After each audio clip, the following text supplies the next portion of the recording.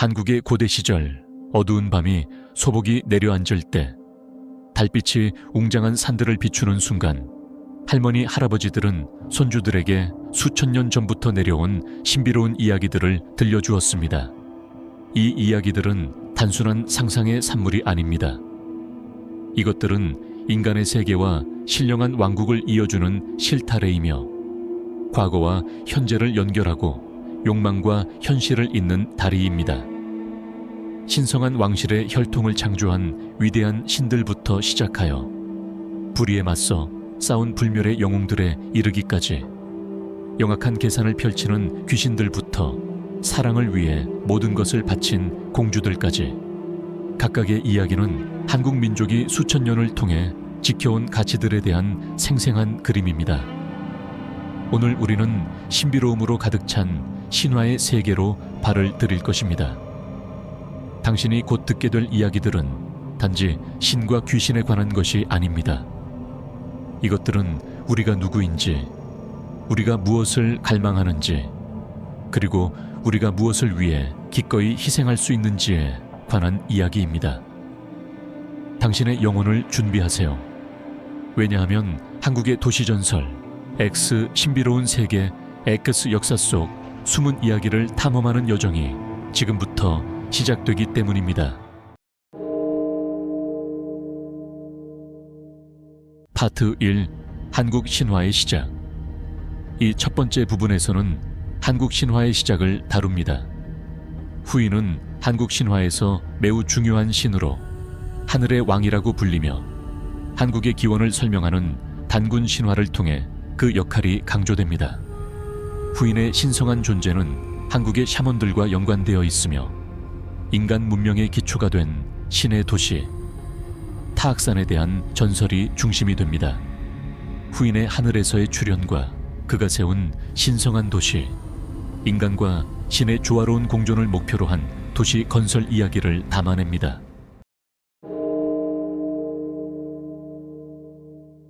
파트 2. 하늘에서 내려온 왕. 이 파트에서는 환웅과 그의 아들인 단군의 이야기를 다룹니다. 환웅은 하늘의 신 후인의 아들로 하늘에서 지구로 내려와 신성한 도시 신의를 세우고 농업, 의학, 금속 가공 등의 문명적 기술을 인간에게 가르친 이야기입니다. 이 부분에서 환웅이 산속에서 두 동물, 호랑이와 곰을 인간으로 변하게 하는 시험을 내리는 장면을 설명합니다. 결국 곰이 성공해 인간 여인 운호가 되고 그녀와 환웅 사이에서 태어난 단군이 최초의 한국 국가를 세운 이야기를 다룹니다. 파트 3. 단군. 첫 번째, 한국 국가의 창립. 단군의 이야기를 심화하여 그가 어떻게 고조선을 세우고 2셈 3313년 BC의 전설적인 창건 날짜를 중심으로 고조선의 기초를 다진 이야기를 다룹니다. 이 파트는 단군이 신화 속에서 신의 후손으로서 국가를 세우고 그가 사람들에게 가져온 법과 도덕을 중심으로 설명됩니다. 단군의 정신은 오늘날 한국 문화와 정체성에 깊이 뿌리내려 있으며 그가 산에서 은퇴해 인간으로서 삶을 마감한 이야기로 마무리됩니다. 파트 4. 산의 신, 산신의 등장. 산신은 한국 신화에서 중요한 역할을 하는 산의 신입니다. 이 신은 산과 자연을 대표하며 늙은 남자로 묘사되며 호랑이와 같은 산의 동물들과 함께 나타납니다. 산신은 지혜와 장수를 상징하는 존재로 한 수도자가 산에서의 고행 끝에 호랑이와 만나는 이야기를 통해 신의 축복을 받는 장면이 다뤄집니다. 이 이야기는 인간과 자연의 상호작용, 그리고 신성과 인간의 관계를 설명합니다.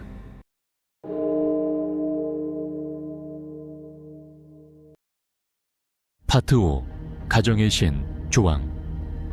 조왕은 한국에서 가정의 신으로 숭배되는 여신입니다. 이 신은 가정의 안전과 번영을 지키며 가정의 부를 관리하는 중요한 역할을 합니다. 조왕의 역할은 한국 가정의 중심인 난로와 오븐을 보호하는 것으로 그녀의 신성한 존재가 가정의 행운과 안전을 가져다 준다고 믿어집니다. 그녀는 또한 간접적으로 하늘과의 연결을 담당하는 역할을 하며 가정의 일상적인 기도를 하늘로 전하는 중재자 역할을 합니다.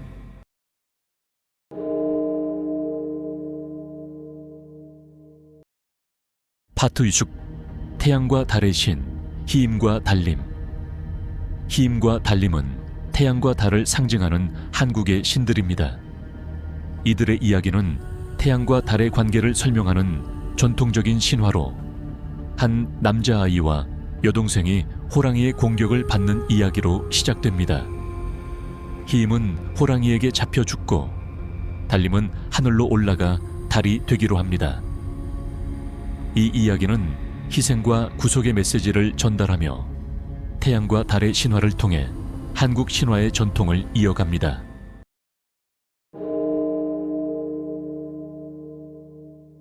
파트 7. 대지의 여신 마구. 마구는 한국 신화에서 중요한 역할을 하는 대지의 여신입니다. 그녀는 창조와 기원의 이야기에 깊게 연관되어 있으며 때로는 인간의 기원을 설명하는 중요한 신으로 등장합니다. 마구의 이야기에서는 그녀가 여러 딸을 낳고 각 딸이 다른 한국 지역이나 부족의 조상이 된다는 전설이 등장합니다. 이 이야기는 마구의 신성을 통한 자연과 인간의 연결을 강조하며 한국의 고대 여권 제도를 반영하는 측면이 있습니다.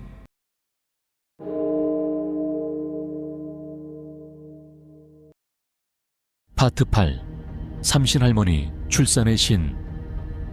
삼신할머니는 출산의 여신으로 전통적으로 출산을 돕는 신으로 숭배됩니다. 그녀는 임신한 여성과 산모를 보호하며 안전한 출산을 보장하는 역할을 합니다. 삼신할머니는 세 가지 측면을 가진 신으로 각 단계는 처녀, 어머니, 그리고 노인의 삶을 상징합니다. 이 이야기는 한국 사회에서 여성과 출산을 존중하는 전통을 강조하며 출산을 위한 신성한 기원과 보호의 중요성을 보여줍니다.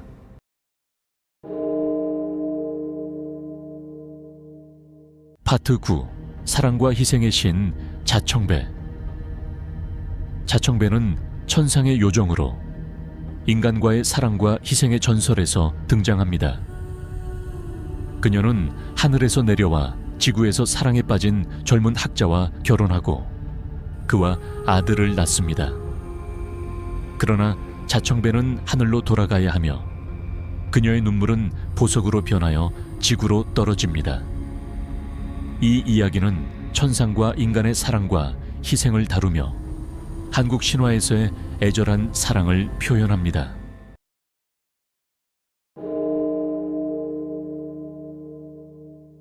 파트 7. 용왕, 양왕과의 만남. 양왕은 바다와 물의 신으로 한국의 전통적인 전설에서 중요한 역할을 합니다. 한 대가족이 심각한 가뭄에 시달리던 중 양왕의 도움을 받아 비를 내리게 되는 이야기가 중심이 됩니다. 이 이야기는 인간과 자연의 관계를 다루며 한국인들이 물과 바다의 신에게 기도를 통해 도움을 청하는 전통을 보여줍니다.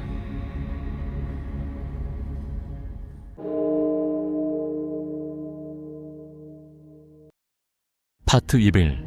도깨비, 도깨비의 전설. 도깨비는 한국의 전통적인 도깨비 신화에서 중요한 위치를 차지하는 존재입니다. 도깨비는 장난꾸러기이자 장난을 치는 존재로 인간과의 교류에서 중요한 역할을 합니다. 이들은 종종 마법의 모자 구물을 써서 불사신이 되며 숨을 수 있는 능력을 가집니다. 이 이야기는 도깨비가 인간과 교류하며 던지는 도전이나 장난에서 교훈을 얻는 교훈적 요소를 담고 있습니다.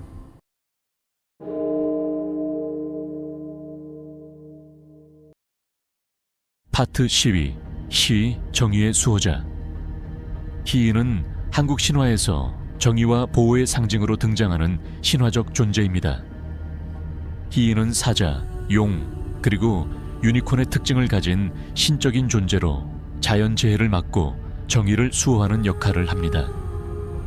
한국 전통에서 희인은 왕조의 보호자로 여겨지며 종종 왕궁의 지붕에 놓인 조각상에서 발견됩니다. 이 파트에서는 희이가 어떻게 왕조와 정부의 권력을 보호하고 도덕적인 균형을 유지하는지, 그리고 그가 한국 역사에서 어떻게 중요한 상징적 존재로 자리 잡았는지를 다룹니다. 희이의 신화적 역할은 한국 왕조가 정의와 질서를 유지하는 데 있어 필수적인 역할을 하며 정치적 질서와 자연의 균형을 유지하는 데 큰 의미를 갖습니다. 희이가 있는 왕궁이나 중요한 관청의 건축물에서는 그의 상징이 종종 사용되며 이는 권위와 신성함을 상징하는 중요한 요소로 작용했습니다. 또한 한국 신화에서 희인은 자연재해를 예방하거나 불운을 방지하는 중요한 역할을 했기 때문에 희이의 상징물은 단순한 장식이 아닌 중요한 보호자의 의미를 지니고 있습니다. 이 이야기에서는 희이가 어떻게 한국 전통 사회에서 정의를 상징하고 왕과 백성들의 삶에 영향을 미쳤는지를 심도 있게 설명합니다.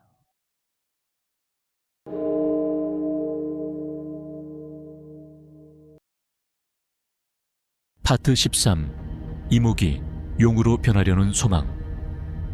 이모기는 한국 신화에서 종종 등장하는 존재로 완전한 용이 되기를 꿈꾸는 비룡의 형태로 묘사됩니다.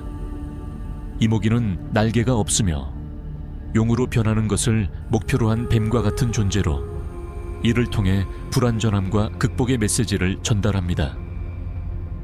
이 전설에서 이모기는 천천년 동안의 시련을 통해 진정한 용이 되기 위한 여정을 떠납니다. 이 과정에서 이모기는 자신의 한계를 극복하며 점차적으로 변화해 나갑니다. 이 전설은 사람들에게 자기 시련의 교훈을 전달하며 모든 성취가 고통과 시간을 필요로 한다는 중요한 메시지를 담고 있습니다. 이모기가 직면한 도전과 시련은 인간의 삶에서도 자주 접할 수 있는 요소들이며 우리가 원하는 목표를 이루기 위해 끊임없이 자신을 극복해야 한다는 교훈을 주고 있습니다. 이모기의 이야기는 끝까지 포기하지 말고 지속적으로 성장하라는 교훈을 중심으로 끊임없이 노력하고 도전하는 모습을 강조합니다. 한국 신화 속에서 이모기는 자연스럽게 용의 정수로 변신하는데 이는 인간의 내적 성장과 변화의 상징으로 여겨집니다.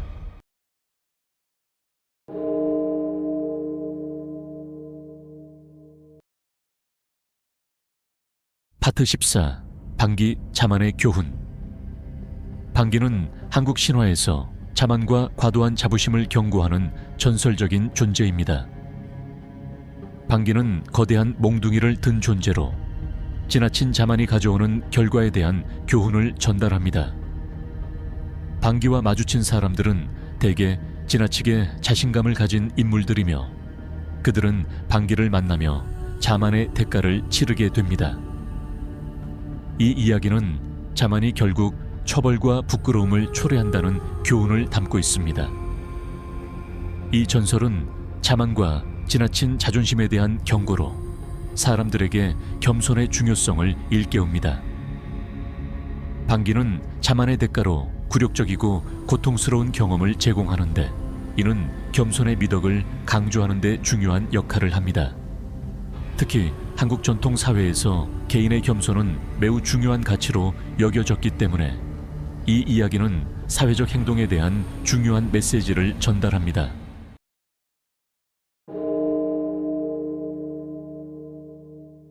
파트 10.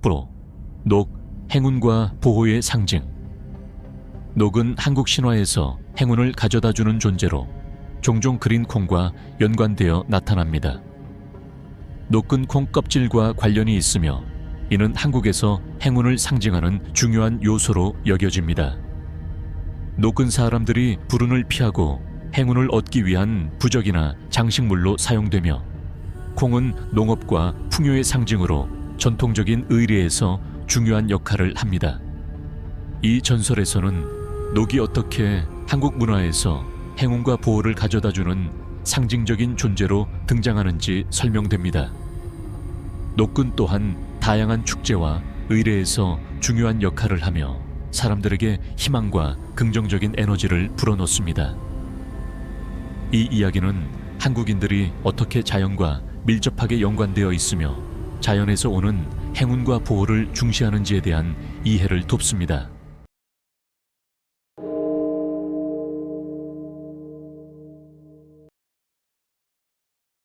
파트 16호 풍주, 바람의 신. 풍주는 한국 신화에서 바람을 다스리는 신으로 등장합니다. 풍주는 날씨를 조절하고 기후를 변화시키는 신적 존재로 특히 비나 강풍과 같은 자연현상에 영향을 미칩니다.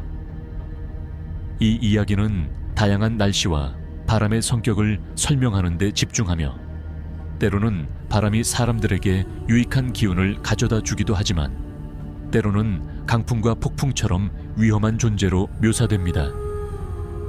한국 신화에서 풍주는 종종 강한 바람이 불 때 사람들에게 재난과 위험을 경고하는 역할을 합니다. 바람이 부는 날 풍주에게 기도하면 날씨를 조절할 수 있다고 믿는 전통이 있습니다. 풍주는 이처럼 날씨를 통제하는 신으로서 중요한 역할을 하며 자연을 다루는 인간의 무력함과 자연의 위대함을 동시에 나타냅니다. 또한 이 전설은 인간이 자연의 힘 앞에서 얼마나 작은 존재인지를 깨닫게 하며 그 속에서 풍주와 같은 신적 존재들의 역할을 중요하게 다루고 있습니다.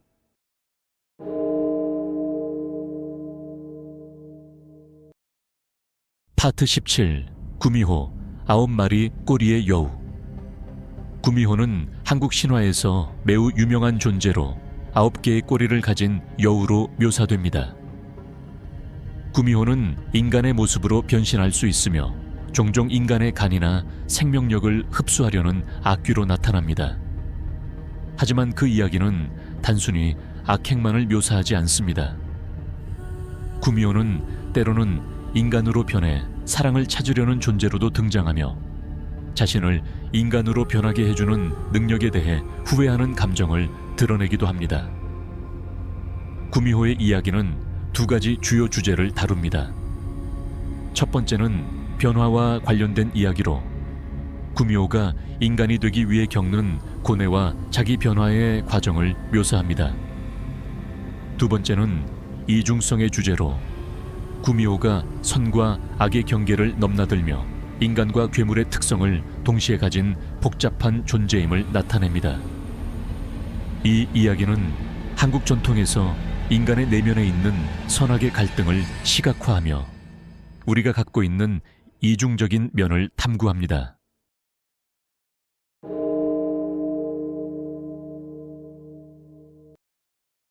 파트 18 봉황, 재생의 상징. 봉황은 한국 신화에서 불사의 새로, 재생과 부활을 상징하는 존재입니다. 봉황은 주로 왕실의 상징으로 사용되며 고귀한 자와 왕의 권위를 상징합니다. 봉황은 불사로 여겨지며 죽음과 재생을 연결하는 중요한 역할을 합니다. 이 새는 그 자체로 새로움과 변화의 상징이기도 하며 죽음에서 다시 태어나는 과정에서 새로운 가능성과 희망을 상징합니다. 봉황의 이야기는 삶과 죽음, 변화와 재생의 순환을 다루고 있으며 이는 인간 사회에서 중요한 교훈을 전해줍니다. 또한 봉황은 왕권을 상징하는 중요한 문화적 존재로서 한국 역사와 왕조의 아이콘으로 자리 잡았습니다. 봉황은 변화와 재생의 힘을 통해 한국 문화에서 부활과 희망의 메시지를 전달합니다.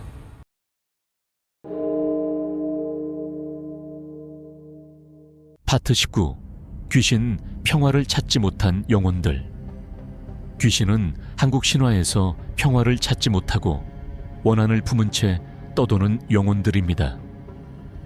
귀신은 주로 억울한 죽음을 맞이한 자들이나 복수를 하려는 자들이나 자신의 일이 마무리되지 않아 이승에 남아있는 존재로 나타납니다. 이들의 이야기는 고통과 슬픔, 그리고 복수의 테마를 다루며 종종 복수를 이루기 위한 극적인 사건을 중심으로 전개됩니다. 귀신의 이야기는 인간의 죽음에 대한 이해와 사후의 삶에 대한 믿음이 깊게 반영된 한국 문화의 중요한 부분입니다. 귀신은 종종 의례와 제사를 통해 평화를 얻으려 시도되며 이들은 종종 한국 사회에서 중요한 교훈을 전달하는 존재로서 문화 속에 자리 잡고 있습니다. 귀신은 사람들이 사후의 세계와 어떻게 교류하고 그들을 어떻게 평화롭게 만들 수 있을지에 대한 물음을 던집니다.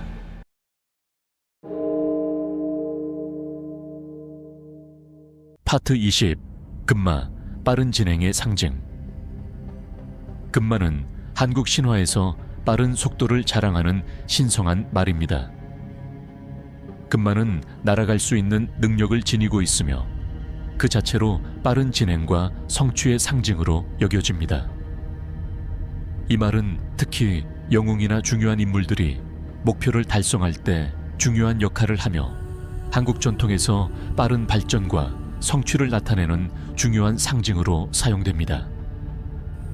금마의 이야기는 한국 신화에서 빠른 발전과 역동성을 상징하며 어떤 목표를 향해 달려가는 인물들의 여정을 묘사합니다. 금마는 그 자체로 전진과 성공을 의미하며 장애물을 뛰어넘고 목표를 향해 나아가는 과정에서 큰 의미를 지닙니다. 금마의 이야기는 한국인들이 중요하게 여기는 가치인 성취와 빠른 발전을 상징적으로 나타내고 있습니다.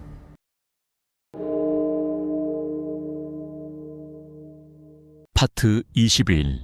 춘향과 몽룡, 사랑과 정의의 이야기. 춘향과 몽룡의 전설은 한국에서 가장 유명한 사랑 이야기 중 하나로 충성과 정의, 그리고 사랑의 힘을 다룹니다. 춘향은 아름다운 여인으로 지방 관리의 딸로 태어났지만 그녀의 아름다움과 강한 의지는 민중들 사이에서 큰 존경을 받았습니다. 몽룡은 지방의 관리인 아들로 춘향을 처음 만난 순간부터 깊이 사랑에 빠집니다. 그러나 두 사람의 사랑은 시간이 지나며 사회적 계급과 권력의 벽에 부딪히게 됩니다. 춘향은 몽룡과의 약속을 지키기 위해 세상과 싸워야 합니다. 그녀는 끊임없이 강요받고 억압당하지만 그녀의 사랑과 정의에 대한 신념은 결코 흔들리지 않습니다. 몽룡은 춘향을 구하기 위해 모든 것을 바쳐 싸우고 결국 두 사람은 정의와 사랑의 힘으로 다시 만납니다. 이 이야기는 사랑의 순수함과 정의를 위해 싸우는 용기의 중요성을 강조하며 한국 문화에서 불변의 가치로 자리 잡고 있습니다. 이 전설은 사회적 계급과 억압을 넘어선 사랑의 승리를 그리며 춘향과 몽룡의 이야기는 한국 전통에서 영원히 전해지는 사랑과 정의의 상징으로 남아 있습니다.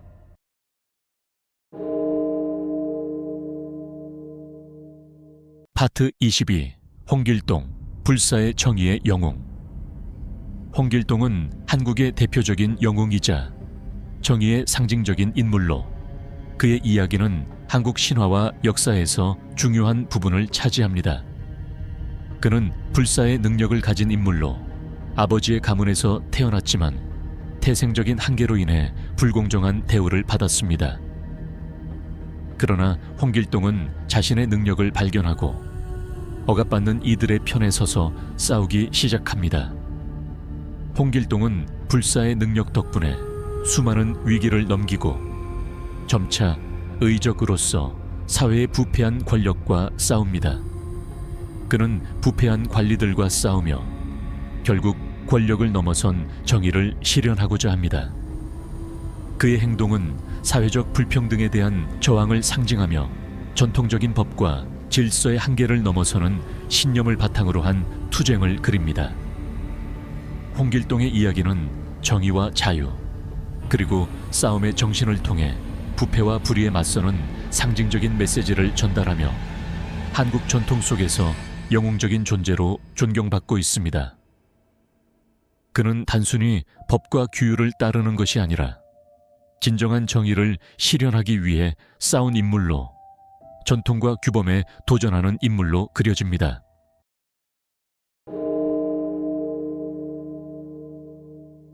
파트 23. 바리, 죽음과 생명의 경계를 넘다. 바리공주의 전설은 희생, 사랑, 그리고 인간과 신의 경계를 넘는 과정을 다룹니다. 바리는 왕의 7번째 딸로 태어났지만 태어날 당시 불길한 예언에 의해 버려집니다. 그녀는 결국 양부모에게 자라면서 왕이 병에 걸려 죽어가는 것을 알게 됩니다. 왕의 병을 고칠 수 있는 생명의 물을 찾기 위해 긴 여정을 떠나는 바리공주는 그 과정에서 여러 가지 시련과 고난을 겪습니다. 이 여정은 단순한 물을 찾는 여행이 아니라 그녀의 의지와 용기, 그리고 희생정신을 시험하는 과정이기도 합니다. 바리는 결국 죽음의 경계를 넘는 신비한 능력을 가진 존재가 되며 죽음을 넘어선 생명과 사랑의 상징적인 존재로 변합니다.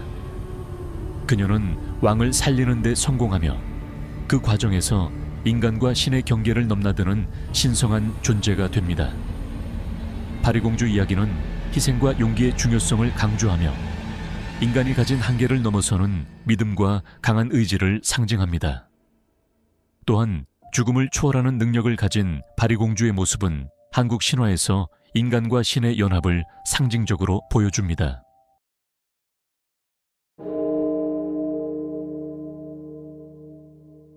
파트 24. 전설의 여신 마고. 마고는 한국 신화에서 대지의 여신으로 생명과 자연의 창조자이자 한국의 고대 신화에서 중요한 역할을 차지합니다. 마고는 자연을 다스리며 산, 바위, 물, 하늘 등 모든 자연 요소를 관장합니다. 그녀의 이야기는 자연과 인간, 그리고 신들의 관계를 설명하며 전통적인 한국 문화에서 대지의 신이 갖는 중요성을 보여줍니다. 마고의 전설은 그녀가 세상을 창조하고 인간을 만들어내는 과정에 대해 다룹니다. 그녀의 신성한 존재는 인간이 자연과 어떻게 관계를 맺어야 하는지, 그리고 그 관계에서 발생할 수 있는 교훈들을 전달합니다. 또한 마고는 한국 신화에서 최초의 여성 신으로서 여성의 신성함과 힘을 강조하는 중요한 인물입니다. 이 이야기에서는 마고의 신성과 그녀가 자연과 인간을 창조하는 이야기로 자연과 인간의 상호작용을 강조합니다. 마고는 한국 신화에서 대지와 자연의 여신으로서 인간에게 자연의 신성을 전달하는 중요한 역할을 합니다.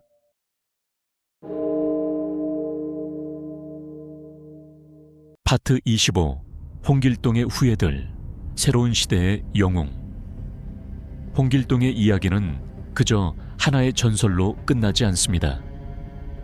그의 정신과 행동은 후세에 큰 영향을 미쳤으며 그의 후예들은 그가 이루어 놓은 정의의 길을 이어갑니다.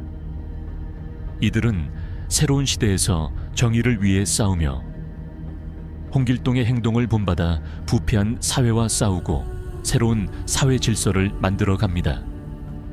홍길동의 후예들은 단지 과거의 영웅을 뛰어넘어 현대 사회에서도 여전히 필요한 정의와 공정함을 실현하려는 모습을 보입니다. 이 이야기에서는 홍길동의 후손들이 어떻게 정의를 실현하고 사회를 변화시키는 영웅으로 거듭나는지를 다루며 현대적인 사회 문제를 해결하는 데 중요한 교훈을 전달합니다.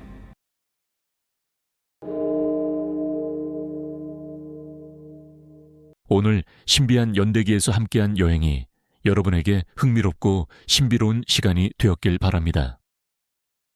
이 채널에서는 전설과 신화, 그리고 역사 속 숨겨진 이야기를 매주 새롭게 전해드립니다. 구독을 눌러서 더 많은 신비한 이야기들을 놓치지 마세요. 여러분의 생각과 감상을 댓글로 남겨주세요. 함께 나누고 더 많은 이야기들을 계속해서 이어가겠습니다. 구독 버튼을 클릭하여 신비한 연대기의 다음 이야기를 기다려주세요. 그럼 다음 영상에서 또 만나요. 감사합니다.